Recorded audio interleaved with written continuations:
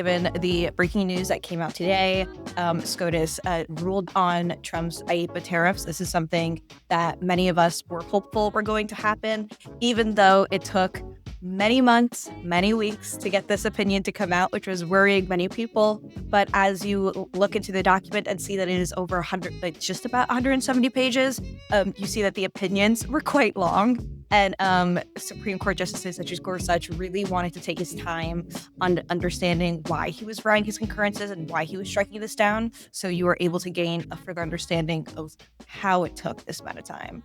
Joining us is one of my co-hosts, Gary Winslet, and Ed Gresser as a special guest. He is the Vice President and Director for Trade and Global Markets at the Progressive Policy Institute. Ed is a leading expert on U.S. trade policy. He's worked at U.S. Trade Representatives' offices, and he's been following this case quite closely. We're thrilled to have him here to explain the court's decision, what it means, what might happen next, and Trump's recent press conference. So, Ed, thank you for being here.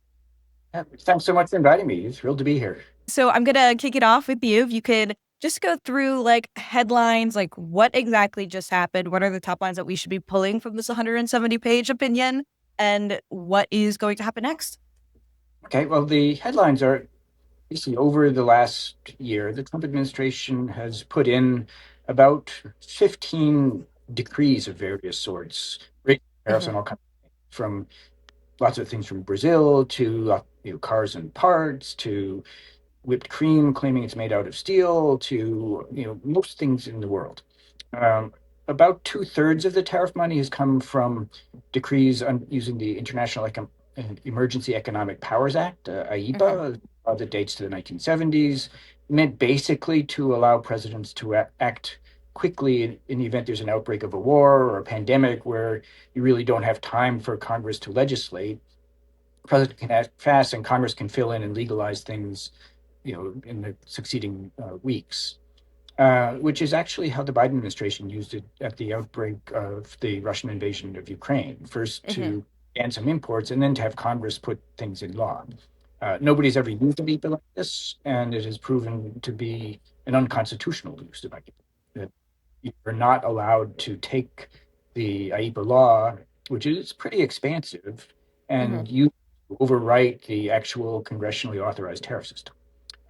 Over the past year, IEEPA has brought in about $175 billion worth of tariff money, $5 billion from telephones, $1 billion from makeup, $3 billion from clothes, $3 billion from toys, $1 billion from fresh fruits and vegetables. So it's a thing that's kind of come home to a lot of Americans and where they live and where they eat and all that sort of stuff. The Supreme Court has now said you can't do this. So all of those decrees are now struck down.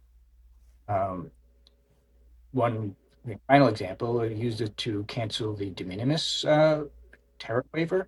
So that led to many Just to stop you there, in case people might not be familiar, would you be able to walk us through what that rule is? Yeah, the de minimis tariff waiver, de minimis meaning very little, waived tariffs on purchases of $800 or less. So lots of people used it to shop online. And July, they declared an emergency to cancel that privilege. So people are getting fees of $50 and $200 when they buy something from overseas, and have it delivered to home. So all those are not canceled. The government will be responsible to pay back the money that it has wrongfully collected, all this $175 billion. The Trump administration, obviously very, very dedicated to tariffs, believes in them, wants to keep them.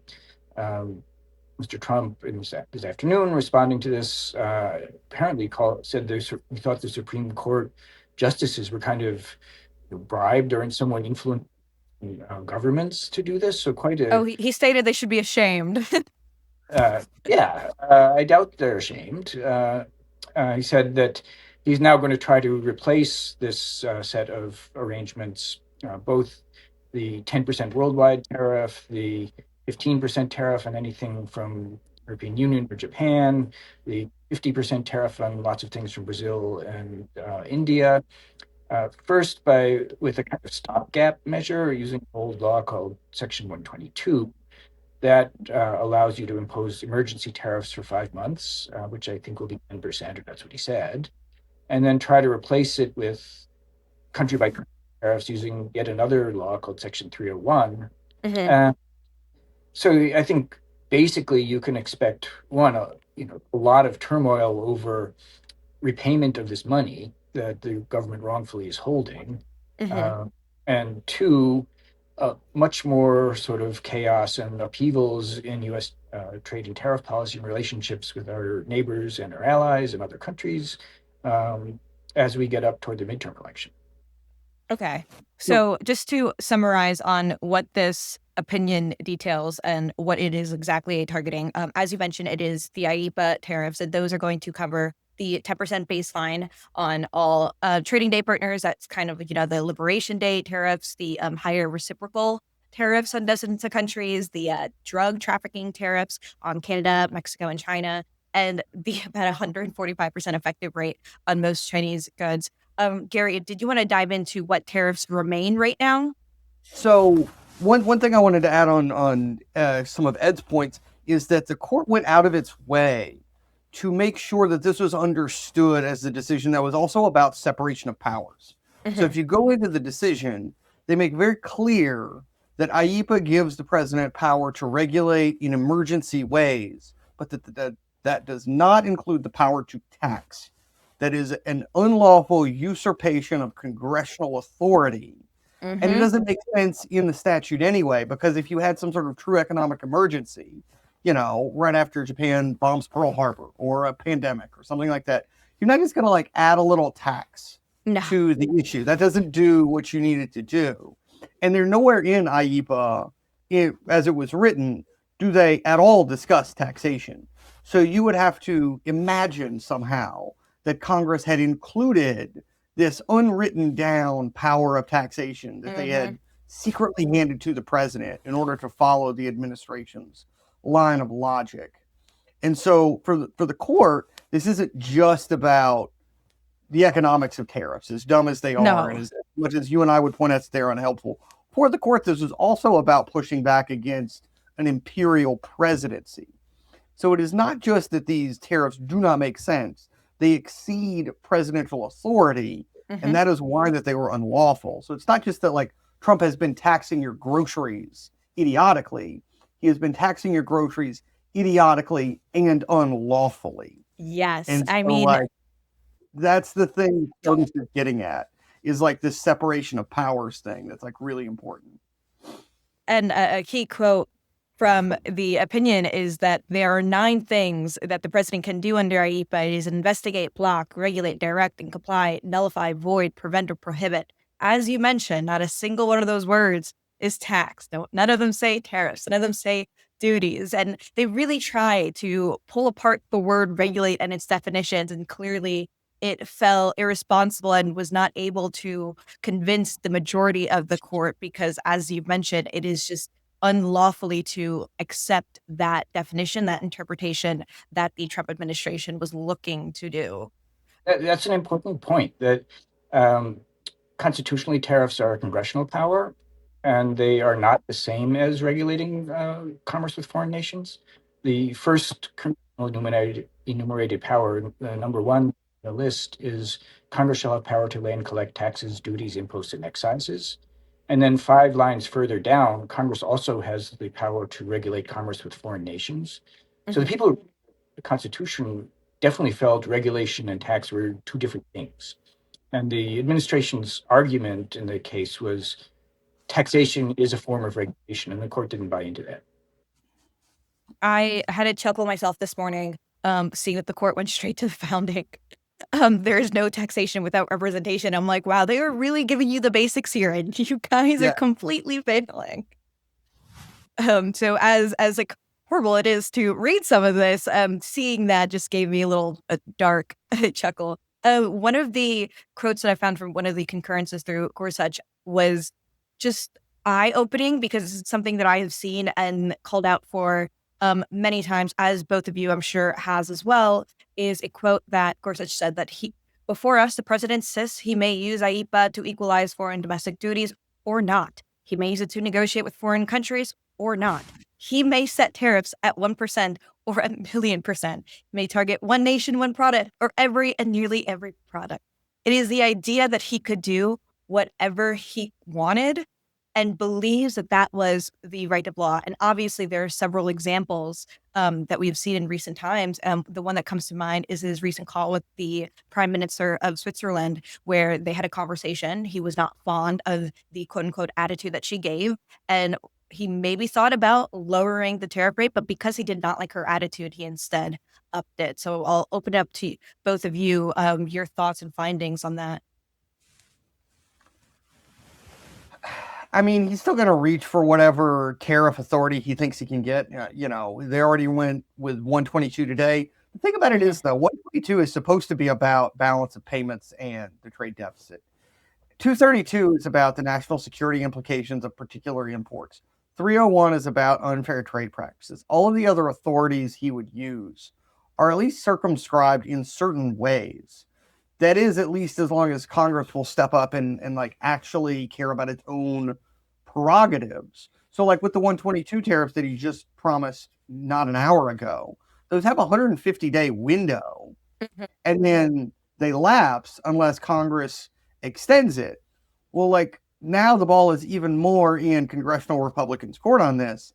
And all along, they've had the ability to fight back against this and haven't. And so it's just likely going to be yet another iteration of like Republicans pretending not to read the news that day. Like you can't find them right now on this tariff matter. And it's just really, you know, frustrating to see the Supreme Court take separation of powers seriously and congressional Republicans doing everything they can to give a president more taxation authority, which is sort of one of the interesting things today. Like you would think normally Republicans would love seeing the Supreme Court say that the president actually has more constrained taxation powers than he thinks. And politics are just running in the total opposite direction of that. I mean, I'm sure there have been few, very, very few members of the GOP who came out, such as like Massey and Rand Paul, who understood that this is not a power that the president should be overextending. But you're right. I have been asking myself, where is Congress? And the fact that he noted the use of 122 to be the one lever that he is going to fall on for, as he mentioned, going to be much higher than what we have had in recent times. He is putting the blame on you guys. He understands that we are in a midterm election year, and the very Congress that has been silent on this side, even on the Democratic side, you now have a lot of eyes on you. Ed, I would love to get your thoughts on this. I know that you're PPI, but CNL has also put out a really great tariff tracker, seeing the messaging, the policies, and the framework of people, Senate and the House side for Democrats, and how they have been responding to this, and how you think they are going to respond to this newfound light on the next steps of the tariff war. Well, thanks for the plug for CNL. They're great. I think if you follow, there's been more opinion polling on trade and tariffs in the last year than probably in the last 50 years put together. So we know a lot about what the public thinks, and you can sort of see why Republicans are so anxious and so unwilling to say anything. And the public in general really doesn't like this. They've thought about it for a year. It's about 62 to 38% negative. That was the initial reaction in March and April of 2025, and that is exactly what people think about are today. Democrats, the electorate, are almost universally opposed, 90% to 5% typically. Independents, about 75, 25% negative. Republicans mostly hung in there with Trump. So congressional Republicans are under pressure from the public in general to break with Trump, and from their kind of core voters to stay with him. And so what they've tried to do is to kind of shrink into the background and say nothing and stay away from the issue. And up till like a week and a half ago, the House Republicans had in fact passed a kind of resolution or House rule to declare all of 2025 a single day. The reason for that is that you have a special right to challenge IEEPA measures through privileged resolutions. Did not want on that. That you can only offer that once in a legislated day. So they declared the whole year a single day. That that day came to an end at the beginning of February, and you then did see people start to peel off. The House last week voted to terminate the tariff on Canada. They're going to be voting for more of these things in coming months. So Republicans are kind of in a bind. They don't want to talk about this. They're going to have to talk about it. If Trump comes up towards the mid-term elections and saying we want you to be authorizing more tariffs, that's a bad place for them to be. That's not what they want to be talking about right now. So we all notice that a lot of the drop is happening because of the economic impacts that consumers are facing, again, as we enter into a midterm year. The economy is going to yet again be a number one priority with how people are voting. They're voting with their wallet yet again. The Tax Foundation has noted the past year, it's been an added annual $1,300 extra expense on households. With IEEPA tariffs removed, that is probably going to drop to around 400 per family, which is still a lot of money that people would like to keep to themselves because they don't believe that their wages are being stretched as much. So I would love to hear about, perhaps Gary would be a great person to answer this, on how small businesses are going to be dealing with this now that, one, they've gotten a little bit of relief for, I guess, the hour in between the announcement and the presser, and then also how they're going to be prepping and planning for these upcoming tariffs that are going to be added on yet again from the consumer side, the company side, and the worker side. Well, so they're getting hit in a couple of different directions. One is that the Supreme Court didn't really lay out any sort of mechanism for businesses to re-get the money back that they were illegally taxed this whole time. So there's just no mechanism for them to do that. And the Trump administration is going to, drag that out as much as it can. And so they're not going to get the money back that they were illegally taxed. But then also, you don't quite know exactly what shape these new tariffs are going to take. And it's very clear that the Trump administration so believes in these things that they are going to do everything they can to impose new tariffs. It's very predictable that they are doing this, but it's not their only option. Like what Donald Trump could have done is say, well, I was going to revive American manufacturing, but the Supreme Court stopped me. And they would just end there. And he could take credit for any good thing that happened. And any bad thing is on the Supreme Court. But they're just so dug in. Donald Trump loves these things. And the coalition around him doesn't know how to tell him no. And so they're not just going to pocket the gift that SCOTUS gave them.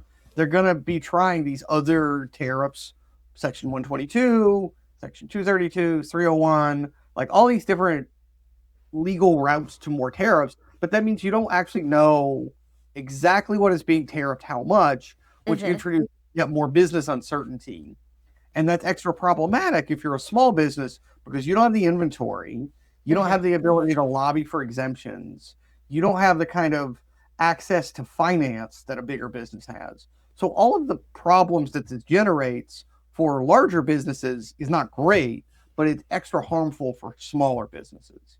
And so there's just a couple of different ways they're getting hit all at once in various ways for no reason. The farmers are really among the hardest hit group in the United States.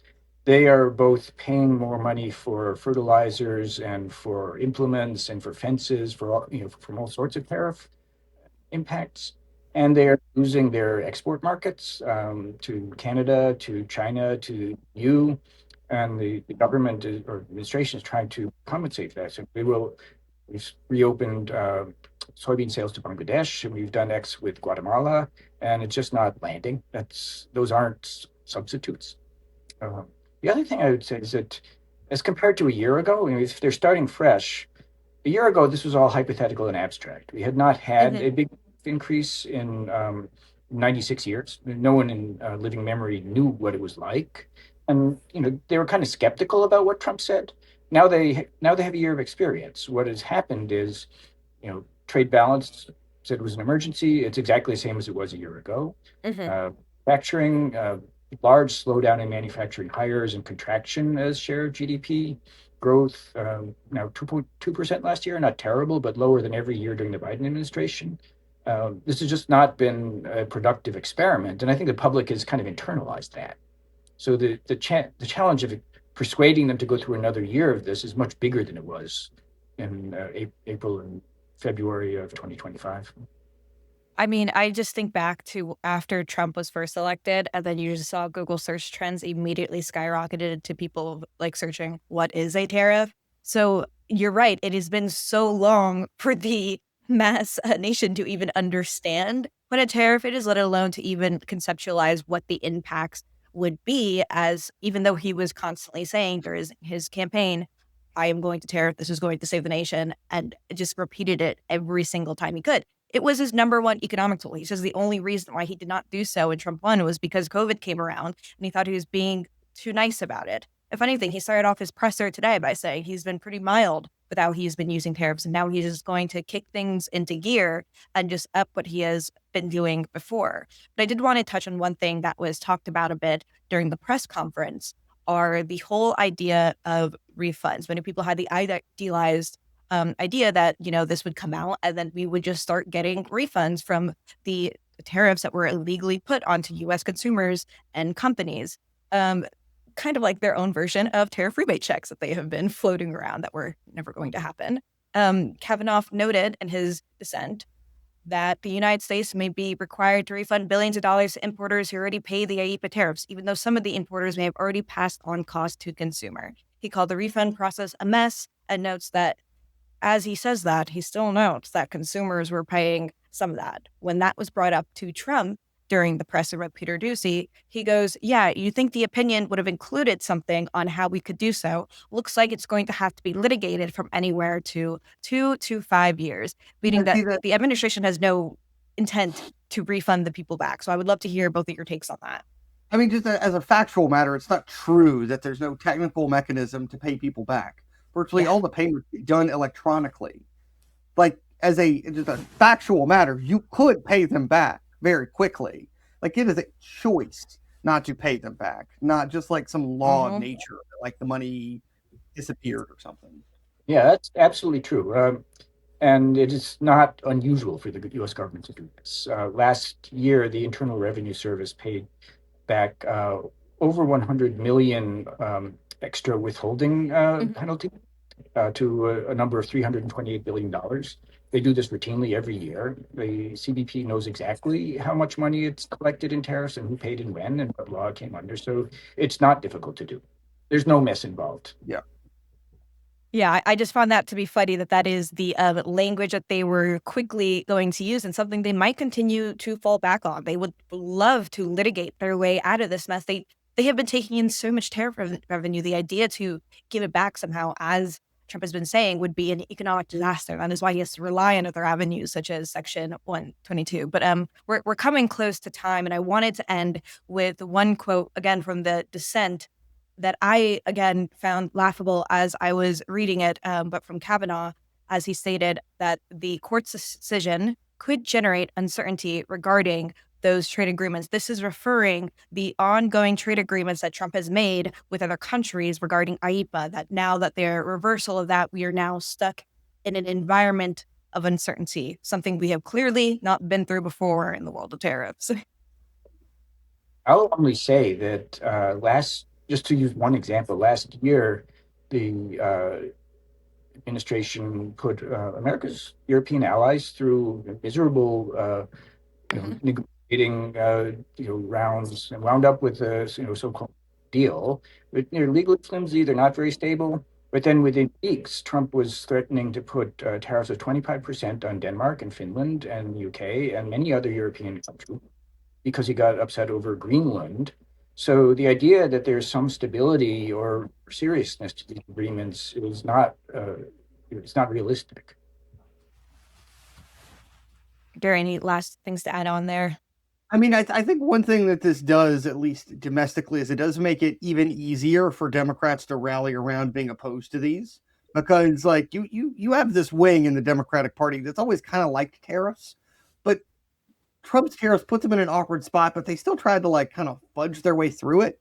But now that the tariff is obviously illegal and an illegal usurpation of congressional authority, then I think that really should be the last thing to bring on, like, all of the Democratic Party into these are bad and we need to oppose them and we need to make Trump has been illegally tariffing your groceries like a key message line from now through the midterms. There is a lot of, at least among congressional Democrats, just a lot of unity on the idea that you can't have a situation where a single person is able to create whatever tax he wants on whatever given day. And that they will hold together on that, the tariff issue until Trump is gone, at least. Well, Ed, Gary, thank you so much for joining me on a Friday afternoon. I think we can all agree that in the midterm election that is going to be focused on affordability. Trump has given them a really good message line. He has been illegally taxing your groceries, your goods for quite some time, and we should fight back by voting for Democrats this year. Thank you guys once again. It's been a busy news week, so all of us will be up to date on our respective Twitter accounts. Thank you guys. Have a good one. Thank you. Bye.